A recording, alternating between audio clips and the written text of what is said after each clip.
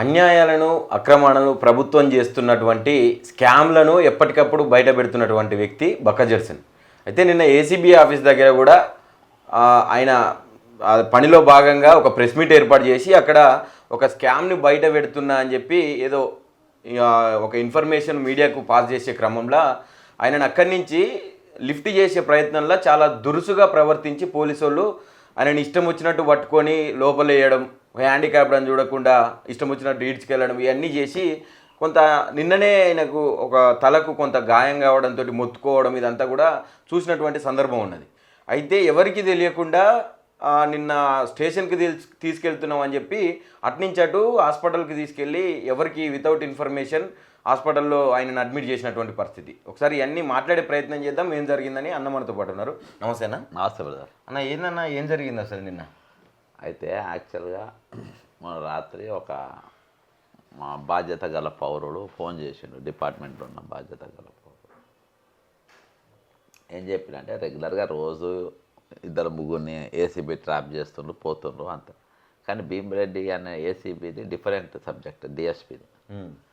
ఆయన సబ్జెక్ట్ ఏందనంటే ఆయన దగ్గర 400 కోట్లు దొరికినాయి ఒకసారి, 200 కోట్లు ప్రాపర్టీ దొరికినాయి సరే, టోటల్ దాని మార్కెట్ వాల్యూ 1000 కోట్లు అని ఒకసారి అని అంటా ఉండరు. అసలు ఆయన బ్యాక్గ్రౌండ్ ఏందనంటే ఆయన దొరికిండు, అరెస్ట్ చేసి రిమాండ్ చేస్తారు. తెల్లారో 2 రోజులకో 3 రోజులకో వారం రోజులు బెయిల్ తీసుకొని బయటకు వస్తారు. ఇది కామన్ ప్రక్రియ. కానీ ఈయనను జైలుకు పంపలే, ఇంటికి వెళ్ళిపోయాడు. హాస్పిటల్ తీసుకుపోయారు, ఆరోగ్యం బాగాలేదని ఇంటికి పంపించిండ్రు, క్లోజ్ అయిపోయింది. నేను అరే పాపం ఎస్ఐలు మామూలు 50,000తోని 1,00,000 రూపాయలతోని మన ఈ మహిళా ఎస్ఐలు, సిఐలు ఇలా చాలామందిని మహిళా ఎంఆర్ఓలను అరెస్ట్ చేసి జైలుకు పంపుతున్నారు. నేను వాళ్ళని పంపడం వాళ్ళకి మద్దతు ఏం తెలుపుతలేను. వాళ్ళని పంపినప్పుడు ఈయనకెందుకు స్పెషల్ ట్రీట్మెంటు అన్నట్టు దీని బ్యాక్గ్రౌండ్ ఏంటంటే చెప్తిగా ఈయన వెనుక ఎందుకు అంత స్పెషల్ ట్రీట్మెంటు అనేది నేను మొన్న రాత్రి కొంచెం రీసెర్చ్ చేసిన. ఈయన ఎవరు ఏందని మొత్తం తవ్విన. ఎంఎస్ఎన్ ఒక ల్యాబొరేటరీస్ ఉంది, ఫార్మా ల్యాబొరేటరీ, చాలా పెద్దది. అది మహబూబ్నగర్కు చెందినటువంటి వ్యక్తిది. ఆయన ఎవరంటే ఇప్పుడు యాదగిరిగుట్ట చైర్మన్ అయ్యాడు, సత్యనారాయణ రెడ్డి అని. ఇప్పుడు యాదగిరిగుట్ట చైర్మన్ అయినగా మన ఎవరు అనుకుంటారు, ఎంఎస్ఎన్ ల్యాబొరేటరీ ఓనర్ ఆయన. వాళ్ళ అన్న కొడుకు జీవన్ రెడ్డి. జీవన్ రెడ్డి ఎవరంటే హైదరాబాద్ క్రికెట్ అసోసియేషన్కు చైర్మన్. ఓకేనా. ఆయన భార్య వాళ్ళ చిన్న ఆయన ఈ భీమిరెడ్డి. అదేందా అంటే రేవంత్ రెడ్డి గారు 2 పదవులు ఒక ఇంటికి ఇచ్చిండ్రు. ఏమి ఇచ్చిండు ఆ ఇంటికి? ఒక ఆయనేమో Yadagirigutta chairman, cricket Hyderabad cricket association. High court కూడా దాని క్రికెట్ ఎలక్షన్లు పెట్టుకున్నాను. అంటే ఇన్ని బ్యాక్గ్రౌండ్స్ ఉన్నటువంటి వ్యక్తి పైన అసలు ఏసీబీ ఎట్లా జరిగింది అని చెప్పి దాని మీద ఎంక్వైరీ చేస్తే అందులో ఏమొచ్చిందంటే మన ఈ ఎంఎస్ఎన్ గ్రూప్ పైన బాగా ఇంట్రెస్ట్ ఉంది. ఏదో ఏసీబీ వాళ్ళు బై ఫ్లూక్ సీఎంకి ఎవరికి తెలియకుండా జనరల్గా ట్రాప్ చేసిండ్రు. ఆ ట్రాప్ చేసినప్పుడు ఆయన పైన అయినటువంటి అటాక్ అది ఆయన అయింది. దానిపైన ఆయనను ట్రాప్ చేసి దొరికింది. చట్టం అనేది 2 తీర్ల ఇవాళ తెలంగాణలో 2 రకాల లా నడుస్తూ ఉంది. లా నెంబర్ 1 ఏంటంటే హైడ్రా. 2 రకాల లా నడుస్తుంది, ఒకటి వాళ్ళకు ఒకటి వీళ్ళకు. మీకు మొన్నటిదాకా మనం బండి సంజయ్ కేసులో చూసినాం, తప్పియనికి ఎన్ని రోజులు ట్రై చేసినాం. 2 చట్టాలు. అలా ప్రతి కేసు 2 రకాల చట్టాలు ఎందుకు పనిచేయాలి ఇక్కడ? అందరు చట్టం ఒకటి తిరిగా పనిచేయాలి కదా అని నిన్న నేను ఒక రిప్రజెంటేషన్ ఇద్దాము ఏసీబీలా. ఈయనను ఎందుకు రిమాండ్ చేయలేదు, తక్కిన చిన్న చిన్న ఎస్ఐలను, ఏఎస్ఐలను, కానిస్టేబుల్లను, సిఐలను వాళ్ళని చేసి పంపుతున్నారు. ఈయన ఎందుకు రాజ్యాంగం ఎందుకు పనిచేస్తుందని ఏసీబీలు ఇయనికి పోయినా ఒక ప్రెస్ మీట్ పెట్టిన. ఇలా నేనేమైనా ధర్నా చేసినా, ఏమైనా law and order problem create చేసినా, నేను ఏం క్రియేట్ చేసినా? మేమైనా 10 మంది పోయినామా? నాతో ఒక 10 మందో 20 మందో 30 మందో ఉంటే ఓకే, ఒక్కరే పోయింది. నేను ఒక్కనే. నాతోని వచ్చింది ఇదే. ఉమ్, నేనేమన్నా ప్రతిఘటిస్తున్నానా? ఉమ్, ఏసీబీ ఆఫీస్కు నేను ఎందుకు పోయినా అని వేసిండ్రు. అందులోకెళ్ళి లోపలి పోయినాక నాకు ఆల్రెడీ ఇక్కడ ఒక బ్రెయిన్ సర్జరీ అని 2010 యాక్సిడెంట్లో అవును. వేసిన పాపం ఎస్ఐలు సీఎల్ అందరూ గుర్తుపడతారు. ఎవ్వరు అందరిని ఈయన ఎగేస్తుండ్రు. ఉమ్, బంజారా హిల్స్ ఉమ్, ఏసీపీ, బంజారా హిల్స్ ఏసీపీ మాత్రమే గుర్తుపెట్టుకో, పోలీసులు కాదు ఇలా. Only ACP. ఏసీపీ మాత్రమే. తక్కిన వాళ్ళు హోంగార్డ్కి వెళ్ళి అందరు నాతో మంచిగా వ్యవహరించారు. ఉమ్, ఆయన మాత్రమే, మీరు టీవీలలో వీడియోలలో కూడా చూడండి, ఆయన మాత్రమే టార్గెట్ చేసిండు. ఆయన ముఖ్యమంత్రికి బక్క చేశానంటే యాంటీ. ఆయనతో మెప్పు పొందండి. గతంలో మహేందర్ రెడ్డి గారి మెప్పు పొందిండు డీజీపీగా. ఉమ్, డీజీపీ గారి మహేందర్ రెడ్డి గారికి ఎట్లా మెప్పు పొందిండు, ఆయన దగ్గర ఏమేం పనులు చేసిండు, ఏమేం మూటలు ఎక్కడికి వెళ్ళి తెచ్చిండు. నేను డైరెక్ట్ అన్నా, నువ్వు అసంటోనివే అని. ఉమ్, అన్నే వీడియోలో ఉంది, అవును. నువ్వు అసంటోనివే బ్రదర్ అని చెప్పిన. ఆయన మాత్రమే టార్గెట్ చేసిండు. టార్గెట్ చేసి ఇది చేసిండు. అక్కడికే నేను ఏ పోలీస్ స్టేషన్ కూడా నా ఫోన్లు గిన్నెలన్నీ లాక్కున్నారు. ఏ పోలీస్ స్టేషన్ తీసుకుపోతుండో చెప్పలేదు. గోల్కొండ అని అతను లాస్ట్కు కాంచాన్ బాగ్ తీసుకుపోయాను. కాంచాన్ బాగ్ తీసుకుపోయి నాకు అనుమానాలు మొదలైనవి. అప్పటికి పాపం వాళ్ళు టీ తెప్పించిండ్రు, భోజనం అన్నీ తెప్పించిండ్రు. నేనేం తీసుకోలే. నాకు వద్దు బ్రదర్, నేను ఇంటికి పోయి 2 పూటలే తింటాను, తెలుసుగా, పొద్దున ఒకసారి సాయంత్రం ఒకసారి తింటాను. కానీ టైంకి పక్క 101% 6 గంటలకు నేను తినాల్సిందే అని, ఇంటికి పోయి తింటలే, నాకు వద్దు అని చెప్పిన. అలా అంటే 4:30కి వెళ్ళి నాకు ముద్దుగాలకెళ్ళి తలనొస్తుంది. 3 గంటలకు కొంచెం ఎక్కువ అవుతుంది. 4 గంటల వరకు ఇంకా ఎక్కువైంది. అప్పుడు నాకు సెక్యూరిటీగా ఒక ఎస్ఐని ఒక కానిస్టేబుల్ని పెట్టిండ్రు. ఇది బంజారీస్ పోలీస్ స్టేషన్ వల్ల నాకు సెక్యూరిటీ, కాంచన్బాగ్ పోలీస్ స్టేషన్ పెట్టిండ్రు. పెట్టిన తర్వాత వాళ్ళు కరెక్ట్ 5 అయింది. 5 అయింది. ఇక్కడికి వెళ్ళి వచ్చిన వాళ్ళు పాపం నేను వాళ్ళకి చెప్తున్నా, బ్రదర్ నాకు తలనొస్తుంది, కనీసం జెండు బామ్ అన్న తెచ్చి నాకు ఇట్లా సర్జరీ బాగా మెల్లగా బొడుసు బయటకు వచ్చింది. ఈ బ్రెయిన్లో ఏమంటే ఇమీడియట్గా ఎప్పుడు బయటికి రావు రియాక్షన్స్, మెల్లగా వస్తుంటాయి. అట్లా మెల్లగా బొడుసు బయటకు వచ్చింది. బొడుసు వచ్చింది. దాన్ని టెన్షన్ అవుతుంది. పోలీసులు చెప్తున్నారు, పైన వాళ్ళు ఎవడు ఇంటలేడు, కింద వీళ్ళు ట్రై చేస్తున్నారు. నాకు తెలిసి ఈ ఏసీపీ అదేందా, ఈ ఏసీపీ ఎవరైతే చేస్తుందో మహేందర్ చేలా, ఆయన పర్మిషన్ ఇస్తలేనట్టుంది. ఆయన్నే కదా ఇన్ఛార్జ్ ఇచ్చేసి.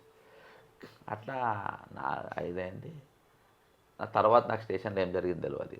కళ్ళు తెరిస్తే నేను అపోలో హాస్పిటల్ ఉన్నా, కాంచన్బాగ్. అదేదో నరం బట్టి గట్టి ఇట్లా గుంజితో లేపిండు. లేపని చక్కమని మెలుకొచ్చింది. నేను ఏడున్నా అంటే అపోలో, ఏ అపోలో అంటే కాంచన్బాగ్ అనగానే మనకు గుర్తుకొచ్చేది ఎవరు? మన శంకర్ గౌడ్. అరే అలా అందరు గుర్తుపట్టిండ్రు, వీళ్ళు పలాను. అలా ఒక మనిషిని అంత దాచిపెట్టిండ్రు. నేను ఎట్లుంటా అలా ఈసీజీలు చేస్తుండ్రు, అది చేస్తుండ్రు, ఇది చేస్తుండ్రు. ఈరోజు నేను అక్కడ ఉన్నా అని చెప్పేసి ఒక పాత యూత్ కాంగ్రెస్ పిల్లాడు అక్కడికి వచ్చాడు. వచ్చి ఆయన కాంచన్బాగ్లో ఒకడు నన్ను ఎక్కిస్తుంటేనే వాళ్ళు అన్నారంట, అరే నా బక్క చేస్తాను. వేరే వాళ్ళు వస్తారు కదా పిటిషన్, వాళ్ళు అన్నారంట. ఆయనకు ఇన్ఫర్మేషన్ పోయింది, ఆయన కూడా వచ్చిండు, హాస్పిటల్ కాడికి వచ్చిండు. బ్రదర్ ఈ హాస్పిటల్ నాకు అనుమానంగా ఉన్నది, నన్ను ఇక్కడికి వెళ్ళి డిశ్చార్జ్ చేసి వేరే హాస్పిటల్ పోదాం, ఇక్కడ వద్దని చెప్పిన. అని అంటే లేదు వాళ్ళు ఇక్కడ ఉండాల్సిందే, కండిషన్ చాలా సీరియస్గా ఉన్నది, ఈసీజీ ఇది ఉన్నది అని చెప్పి వాళ్ళు క్రియేట్ చేశారు. కొంత సీరియస్నెస్ క్రియేట్ చేసి సీరియస్నెస్ అయింది. ఎమర్జెన్సీ రిపోర్ట్లు కూడా ఎమర్జెన్సీ అని వచ్చినాయి. మా బాబు అప్పటికి ఎవరైతే యూత్ కాంగ్రెస్ అబ్బాయి ఉందో ఆయన మావనికి ఫోన్ చేసి, ఇట్లా మీ ఫాదర్ ఇట్లున్నాడు అంటే మా వాడు వచ్చి అన్ని ఫోటోలు తీసి ఆ సంబంధించిన డాక్టర్లు అందరికీ పంపారు. పంపితే అది ఎమర్జెన్సీ అని చెప్పిన వాళ్ళు. ఆయన ఇక్కడికి వెళ్ళి డిశ్చార్జ్, అక్కడికి వెళ్ళి కాచి కూడా సత్య హాస్పిటల్ పోయినా, సత్య డయాగ్నోస్టిక్ పోయి అక్కడ బ్రెయిన్ ఇదయింది, సిటీ స్కాన్ అయింది. అక్కడికి వెళ్ళి మళ్ళీ ఇక్కడికి తీసుకుపోయాను, టీఎక్స్ హాస్పిటల్ కాచిగూడ తీసుకపోతే అన్ని కొన్ని టెస్ట్ చేసిండ్రు. వీళ్ళు చెప్పిన దానికి వీళ్ళు చెప్పిన అపోలో వాళ్ళు చెప్పిన దానికి వీళ్ళు చెప్పిన జమినాసం ఫరక్. అసలు జీరో, ఏం కాలేదు, డిహైడ్రేషన్ అయింది, దెబ్బ తాకింది, దాంతో కొంచెము తిరిగింది అంతే. దీనికి మించి ఏం కాదు. ఫ్లూయిడ్ ఎక్కించుకుని అది సరిపోతుంది. ఆ ఫ్లూయిడ్తో మెల్లమెల్ల క్యూర్ అంటే ఇంజక్షన్లు ఇస్తారు కదా, దాంతో మెల్లమెల్లగా పొద్దుగాల వరకు తగ్గింది. మరి ఎందుకు అంత సీరియస్నెస్ ఎందుకు క్రియేట్ చేసిరన్న వాళ్ళు? అది క్వశ్చన్. ఇప్పుడు నా దగ్గర అన్ని రిపోర్ట్స్ ఉన్నాయి. వాడు ఎందుకు క్రియేట్ చేసిండు అపోలో వాడు? అపోలో వాడు ఏంటంటే ఆయన బ్యాక్గ్రౌండ్ ఏంటో నాకు తెలుసు. అక్కడ ఇక్కడికి వెళ్ళి తీసుకపోతే మాత్రం మా బాధ్యత కాదు. సంతకం పెట్టించుకోండి మళ్ళీ భయపెట్టి అని. ఏం జరిగినా మాకు సంబంధం లేదు అంటే మావాడు సంతకం అయినా కానీ పర్వాలేదు అని చెప్పి సంతకం పెట్టేసిండ్రు. సంతకం పెట్టి వెళ్ళిపోయాను. ఇక అంతే. అంతకు మించి వచ్చిన తర్వాత ఇక నైట్ మళ్ళీ నేను 12 o'clock ఈ రెండు ఇక్కడికి పోయినా. ఏది సత్యాకు టీఎక్స్కు పోయినాక కన్ఫర్మ్ చేసారు ఏంటంటే అది గట్టిగా దానికి కొట్టుట్లా ఇది ప్రాబ్లం అయింది, లేకుంటే ఏమి ఇబ్బంది లేదు అని చెప్పారు. అది మీరు ప్రొటెస్ట్ చేయడానికి పోలేదు, 1000% కాదు. మరి ఎందుకు అంత సీరియస్గా తీసుకుపోవాల్సి వచ్చింది పోలీసు వాళ్ళు? అసలు ఏంటంటే టార్గెట్ చేసినరా? ఊకే ప్రతిసారి నా ప్రభుత్వంలో జరిగే తప్పులను ఎత్తి చూపుతుందని చెప్పి జడ్సన్ ఏమన్నా టార్గెట్ చేసిందా ప్రభుత్వం? అక్కడ ఏంటంటే దీని వెనక విఐపీలు ఉన్నారు. అప్పుడు నా ప్రశ్న ఏంటంటే ఎస్ఐలకు సిఐలకు ఒక న్యాయం, ఈ డిఎస్పీలకు ఒక న్యాయం, అది కాదు కదా. అందరికి ఒకటే న్యాయం ఉండాలి. న్యాయం అనేది అందరికి ఒకటి ఉండాలి. ఇది రెండు తీర్ల వేరియేషన్ అయ్యేట వరకు నేను దాన్ని ఇది చేసిన. ఇలా ఒక మహిళా పోలీస్ స్టేషన్ సిఐని 50,000 ఇంకా కొన్ని రోజులు రిటైర్మెంట్ అయింది ఆమె, తీసుకపోయి ఇది చేశారు.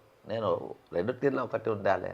వినయ్ అని నా మీద బాలాపూర్లో ఆయన ఎస్ఐ ఉన్నప్పుడు కేసు పెట్టిండు, 50,000 ఆయన లోపల పెట్టిండు. అట్లా రకరకాలుగా ఇది చేసింది. కాబట్టి మనం దాని మీద స్పందించాలి, మాట్లాడాలి. రెండు రకాల చట్టాలు ఏంది అనేది చేసిన. నిన్న సాయంత్రము నేను హాస్పిటల్ ఉన్నప్పుడే ఆయనను కస్టడీలో తీసుకున్నారు భీమరెడ్డిని. అవుతుందని చెప్పిన తర్వాత అక్కడికి వెళ్ళొచ్చు. మీరు ఎలిగేషన్ చేసిన తర్వాత లేకుంటే లేదు, ఎవడని చెప్తున్నా, లేకుంటే ఆయనకు అరెస్ట్ లేదు. ఆయన అనుకున్న బ్యాక్గ్రౌండ్ చెప్తున్నా.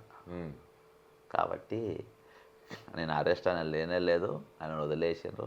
నేను అపోలో అడ్మిట్ అయిన తర్వాత అక్కడ డిపార్ట్మెంట్ వాళ్ళు మాట్లాడుకుంటారు, భీమరెడ్డి అరెస్ట్ అయ్యారు సార్ అని చెప్పిన తర్వాత ఇక నేను వచ్చేసి. అంటే ఇప్పుడు అర్థం కాని విషయం ఏంటంటే ఇందులో ఏసీపీ మీరు ఆయన మిమ్మల్ని లిఫ్ట్ చేసే టైంలో ఇదంతా జరిగిందని చెప్పి మాట్లాడి సాయంత్రం దాకా మిమ్మల్ని ఏ పర్మిషన్లు ఇవ్వకుండా ఉంచడం ఒకటి, ఆ తర్వాత హాస్పిటల్కి తీసుకుపోయి సీరియస్నెస్ అంతా క్రియేట్ చేసి, అంటే వాళ్ళకి హాస్పిటల్కి సంబంధించి కూడా అయింది అనుకుంటారు బ్రదరు.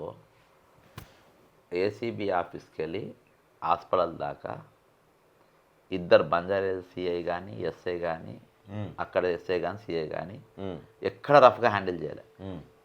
అందరు మంచిగా హ్యాండిల్, అందరు ఆల్మోస్ట్ పరిచయం తెలుసు, అందరు ఇది చేసిండ్రు. ACB Banjara single man. నాకు రాత్రి అసలు ఈయనకి ఎందుకంటే ఇంట్రెస్ట్ అని ఒక 2 నిమిషాలు దొవ్వుతే మహేందర్ రెడ్డి దగ్గర ఈయన ఇట్టుండే అట్లా చేసి అయిండు సింగిల్గా. అంటే అంత టార్గెట్ మామూలుగా బ్రదర్ ఏసీపీలు కూడా నాతో పంచుకుంటారు, డీసీపీలు కూడా పంచుకుంటారు. అరే మాట్లాడుతుండు పోనీ ఆయన ఇది చేస్తారు కదా అని. అరే ఆయనకు నేను పగున్నట్టే తీసుకొని వచ్చి తలకాయ దానికి డోర్కేసి ఇట్లా నూకితే దానికి కరెక్ట్ పైన దానికి గుద్దుకుంది. నా జీవితంలో అంత రఫ్గా హ్యాండిల్ చేసిన ఇవాళ నేను ఎప్పుడు చూడలే. ఇంకోటి నా లెగ్స్ లోపల పోయి చూడాలి కదా. అసలు ఇష్టం వచ్చినప్పుడు ఒక గొర్రెతో ఎట్లా చేస్తారో అది చేసిండు. నాకు చెప్తున్నా కానీ నాకు చాలా కోపం మీద ఉన్నాయి విషయం. ఆయన విషయంలో బ్రదర్ నేను ఒకటి చెప్తుంటావా, నేను ఇవ్వను జోలికి పోను, నేను ఎవరినైనా అంటేనే నేను ఊకోను, ఎవరినో ప్రాబ్లం చేస్తే నేను ఊకోను. అసలు నన్నే గెలికింది కదా బ్రదర్, వాళ్ళు ఎవరైతే నేను నాకేంది. కేవలం ప్రభుత్వం చేత మెప్పు కోసమేనా ఇదంతా? ఆయన బ్రదర్ ఆయన చెంచాగిరి చేసే ఏసీపీ దాకా వచ్చిండు. ఆయన బంజారా హిల్స్ బ్రదర్ ఈ సృష్టి అనేది చాలా గొప్పది, గుర్తుపెట్టుకో. ఉమ్. ఒక డిఎస్పి, ఒక డీసీపీ నా డీజీపీ ఆఫీస్ ముందుకే లిఫ్ట్ చేసిండు. ఉమ్. లిఫ్ట్ చేసి ఎస్ఐ అలా ఒక నిమిషం వీడియో తీసుకో అన్న, నాకు అనుమానంగా ఉందన్నాడు. ఉమ్. ఇకపోయి నా డీసీపీ ఫోన్లో ఆడవాడే గుంజుకో అన్నాడు. నా బెదిరించే ప్రయత్నం చేసిండు. ఉమ్. బెదిరించే. సరే నేనేం మాట్లాడని వచ్చిన. బ్రదర్ నేచర్ కరెక్ట్ 1 year లోపు ఆయన శాస్తి భయంకరంగా చేసింది. ఉమ్. ఎట్లా చేసిందంటే బయటికి వెళ్ళి చెప్పుకోలేకుండా అయిపోయింది. ఉమ్. లైఫ్లో కోలుకోడు. ఎందుకు చెప్పానా, నేను త్రికరణ శుద్ధితోని ఒకళ్ళ తరపున పోతా, ఒక జస్టిస్ కాపానికి పోతా, ఒకరి మీద నేను పగ పెట్టుకొని భీమరెడ్డికి నాకేం పగ, నాకేమైనా కోపమా నాకు? అవును. చట్టం అనేది ఒక వినయ్ అంటే నాకు పరిచయం, ఉమ్. గాంధీనగర్ ఎస్ఐ నాకు పరిచయం. వాళ్ళు ఏదో టైం బాగాలేకనే ఎట్లనో అయిపోయినారు. వాళ్ళు అరెస్ట్ అయిపోయి వాళ్ళ ముందు బాటలు పెట్టి, వాళ్ళ ముందు ఇవి పెట్టి, ఫోటోలు తీసి అన్నీ మీరు ఏసీబీ తెలంగాణలో పెడుతున్నారు కదా. ఉమ్. మరి ఈయన ఎందుకు పెట్టారు మీరు? ఉమ్. ఈయన ఎందుకు జైలుకు పంపరు? నిన్న సాయంత్రం ఒక ప్రొటెస్ట్ వల్ల, నిన్న సాయంత్రం వరకు చట్టం తన పని తను చేసింది కదా. ఒకవేళ నేను ఏసీబీ ఆఫీస్ కాడికి పోకుంటే అవును, అట్లనే నిర్వీర్యం అవుతుంది. భీమిరెడ్డి అనేటోడు నాకు తెలిసి ఈయన పర్సనల్గా తీసుకొని చేసినాను బంజారాస్. వీళ్ళిద్దరు దోస్తులే ఉంటారు, అర్థమైందా? ఎందుకంటే మహేందర్ రెడ్డికి అత్యంత సన్నిహితుడు ఏసీపీ, మామూలు ఒక ఏసీపీకి మహేందర్ రెడ్డి గారికి, ఒక మాజీ డీజీ గారికి అంత అత్యంత సన్నిహితం ఏముంటుంది? ఆయననే ఈయనని ర్యాంక్కి తీసుకొని వచ్చారు. అదేందా? నేను బ్రదర్ నేను ఒకటి చెప్తా, నేను కూడా ఆయన మీద పిటిషన్ టైం వేస్ట్ చేయ, నేను వ్యక్తిగతంగా ఒకరి మీద పోనీకి ప్రయత్నం చేయ.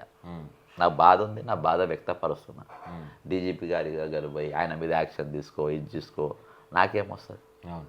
టైం వస్తుంది బ్రదర్, ప్రతి ఒక్కరు పాపం ఒక టైంలో పండుతుంది, ఒక టైంలో దొరుకుతారు ఎవరు. ఇవాళ ఖచ్చితంగా అది ఆయన కూడా వర్తిస్తుంది. నేను నేను పెయిన్ ఫీల్ అయిన వరకే చెప్తా, నేను నొప్పిగా ఫీల్ అయినా అని నేను వ్యక్తం చేస్తా. కానీ ఆయనను అది చేయాలి, ఇది చేయాలి, ఆయన సస్పెండ్ చేయాలి, ఆయన మీద యాక్షన్ తీసుకోవాలి, కేసు అవన్నీ నేను చేయ, ఆ చిల్లర పని నేను చేయ, నాకు అవసరం లేదు. కానీ నాతోని ఆయన దురుసుగా ప్రవర్తించాను. ఆయన ఒక్కడు ప్రవర్తించడం వల్ల నేను పోలీసులందరికీ ఆ ముద్ర వేయదలుచుకోలే. అందరు నాతోని నిన్న పోగానే కాంచన బాగులా భోజనం తెప్పించిండు, టీ తెప్పించిండు, నీళ్ళు తాగిపించిండు, ప్రతి 10 నిమిషాలకు ఒకసారి అడిగిండ్రు అన్నీ. వాళ్ళకి తెలియదు ఇది అక్కడ ఏం జరిగింది అనేది, వీళ్ళకి తెలియదు కదా. అచ్చా నన్ను ఎవరైతే కస్టడీలో ఉన్నారో బంజారాస్ వాళ్ళకు కూడా తెలియదు, వాళ్ళ డ్యూటీ మారి వచ్చిండ్రు. సిఐ గారు నాకు చెప్పారు, తల రాసుకో దెబ్బ తాకిందని వ్యాన్లో, కొంచెం గట్టిగా రాసుకో అన్నాడు. నాకు కూడా తెలియాలి ఏం అంతగానం ఏం అనిపించిందని. నేను ప్రయాణంలో దాదాపు 1 గంట సేపు ప్రయాణం అటు ఇటు తీసుకుపోయి నేను ఆలోచనలు ఉన్నా. మధ్యాహ్నం 3 o'clock జరిగింది. నేను ఒకటే చట్టం, ఒకటే స్టైల్లో పనిచేయాలి, ఒకటే రూట్లో పనిచేయాలి అనేది మనది. ఇది ఒక 2 తీర్ల పనిచేయద్దని. కాబట్టి వాళ్ళ డ్యూటీ గుర్తు చేసిన అంతే. నేను అంతకుమించి నేను బ్రదర్ నిన్న నా తప్పు 0.001. నేను ఇది కూడా చెప్తున్నాను. నెక్స్ట్ నేను బొగ్గు స్కామ్ గురించి మాట్లాడబోతున్నా. నాకు సింగరేణికేలు వచ్చిన ఫోన్లు దీన్ని బట్టి కిషన్ రెడ్డి గారు చెప్పింది 101% కరెక్ట్. నేను నెక్స్ట్ మాట్లాడబోయేది బొగ్గు మీద, బరాబర్ మాట్లాడుతూ కొట్టాడు. నేను చెప్తున్నా, అదే ఏమైందో ఇదే. ఇప్పుడు మిస్టేక్ జరిగినప్పుడు అది గుర్తు చేసే ప్రయత్నంగా మనం చేసేది. 100%. మిస్టేక్ జరిగినప్పుడు గుర్తు చేసే ప్రయత్నం అదే మనం చేస్తున్నాం, ఖచ్చితంగా చేస్తాం. అంత ఫైనల్గా ఏం చెప్పాలనుకుంటున్నారన్న నిన్న ఎపిసోడ్ మీద మొత్తానికి? బ్రదర్, ఇవాళ పాలన అనేది గాడి తప్పింది. రేవంత్ రెడ్డి గారి నాయకత్వంలో ఈ రాష్ట్రము 2 చట్టాలను అమలు చేస్తుంది. దోపిడీ వ్యవస్థ అనేది భయంకరంగా నడుస్తూ ఉంది. స్కామ్లు అనేది విపరీతంగా నడుస్తూ ఉంది. అదేందా? ఇవాళ అన్ని వ్యవస్థలు గాడి తప్పినాయి. కాబట్టి ఈరోజు మా సొంటోళ్ళు మేము మాట్లాడే పరిస్థితి ఉన్నది. రేవంత్ రెడ్డి గారు తన వైఖరి మార్చుకుంటాడేమో అని చెప్పేసి పలుమార్లు మనం చూసినాం. కానీ ఈరోజు 3 సంవత్సరాల దగ్గరకు వస్తున్న ఆయన వైఖరిలో ఎటువంటి మార్పు లేదు. ఏమనంటే ఇవాళ 4 ముఖ్యమంత్రులు అయిపోయారు. ఆయనో ముఖ్యమంత్రి, వాళ్ళ అన్నో ముఖ్యమంత్రి. ఇప్పుడు వాళ్ళ అన్నకు అత్యంత సన్నిహితుడు అంట ఈ భీమరెడ్డి అనేట ఆయన. అదే ఇది ఇంకా అత్యంత సన్నిహితులు అంట బై ఫ్లూక్ అయిపోయిండు దొరికిండ్రు అది అయ్యేటోడికి ఇవన్నీ జరిగినాయి కాబట్టి వాళ్ళందరికీ అత్యంత సన్నిహితులు అంట కాబట్టి వీళ్ళ నాయకత్వంకి వెళ్ళి వీళ్ళు రేపటి దినాన బీజేపీ పొద్దుగాల ఒక పెద్ద మనిషి వచ్చి పరామర్శించడానికి వచ్చారు నెక్స్ట్ వాళ్ళు బీజేపీతో పొత్తులో పోయి షిండే లెక్క ఇంకో పార్టీ పెట్టే ఆలోచనతో ఉన్నారు అట్టున్నారు ఇటు ఇసోంటి వాళ్ళు ఏ పార్టీలు ఉన్నా ఏ పార్టీలో పోయినా ఎక్కడికి పోయినా నేను నా అనుభవంలో నా రాజకీయాల జీవితంలో ఇంత భయంకరమైన నటోరియస్ యాక్టివిటీ ఉన్నటువంటి ముఖ్యమంత్రి నా జీవితంలో చూడలేదు ఇసోంటోడిని ఎప్పుడు ఎక్కడ ఏ ఎన్నికల పోటీ చేసినా ఓటేయద్దు ఇసోంటోడు రాజకీయాలు ఉండడం రాష్ట్ర ప్రజల యొక్క దురదృష్టం ఇసోంటోడు కొడంగల్ నియోజకవర్గానికి ఎమ్మెల్యేగా ఉండడం కొడంగల్ వల్ల ఇది ఈరోజు ఈ రాష్ట్రానికి చేసే పాపాలు దానికంతా కొడంగల్ కుదరుతాయి అదే కాబట్టి ఇసోంటి వాటికి ఎప్పుడు ఓటేయద్దు ఎప్పుడు గెలిపియద్దు జీవితంలో ఇసోంటి వాటిని మన రాజకీయాలు చూడద్దు సొంత పార్టీలు ఉన్న వాళ్ళు కూడా ఈయన చేస్తున్నటువంటి కార్యక్రమాల మీద మౌనంగా ఉండడం అది కాంగ్రెస్ పార్టీలో ఎప్పుడు రాజశేఖర రెడ్డి గారికి కూడా ఎప్పుడు కాళ్ళ ముళ్ళు లెక్క ఉండేది తుమ్మ ముళ్ళు లెక్క ఎవరెవరు పి.జే. నారాయణ రెడ్డి గారు మరిశేదర్ రెడ్డి గారు హైదరాబాద్ బ్రదర్స్ అనేది వాళ్ళిద్దరిని కాంగ్రెస్ పార్టీ పెంచింది మీరు అడగాలని హనుమంతరావు ఎప్పుడు కాళ్ళకు అడ్డం వస్తుండే అర్థమైందా అసలు వాళ్ళు ఇవాళ మాట్లాడేటోళ్ళే లేరు పోనీక రాజశేఖర రెడ్డి అనే పెద్ద మనిషి కాంగ్రెస్లో పుట్టి కాంగ్రెస్లో పెరిగి కాంగ్రెస్లోనే చచ్చిపోయినాను ఆయన మీరు వదలలే 3 పార్టీలు తిరిగినోడు 3 కాదు 4 పార్టీలు తిరిగినట్టుండు 4వ పార్టీది 4 పార్టీలు తిరిగినోని మీరు ఎట్లా అసలు ఒప్పుకున్నారు ఎట్లా ఇవన్నీ ఇన్ని లంగ పనులు చేస్తుంది ఎట్లా మీరు ఎత్తుకుంటారు కాబట్టి నేను నాదేంటంటే ఇసోంటోని నాయకునిగా కాంగ్రెస్ పార్టీ ఒప్పుకున్నా కాంగ్రెస్ పార్టీ మంత్రులు ఒప్పుకున్నా కాంగ్రెస్ పార్టీ ఎమ్మెల్యేలు ఒప్పుకున్నా తెలంగాణ ప్రజలు మాత్రం కోడంగల్ ప్రజలు మాత్రం అస్సలు ఒప్పుకోవద్దు అదే నా విన్నపం థ్యాంక్ యూ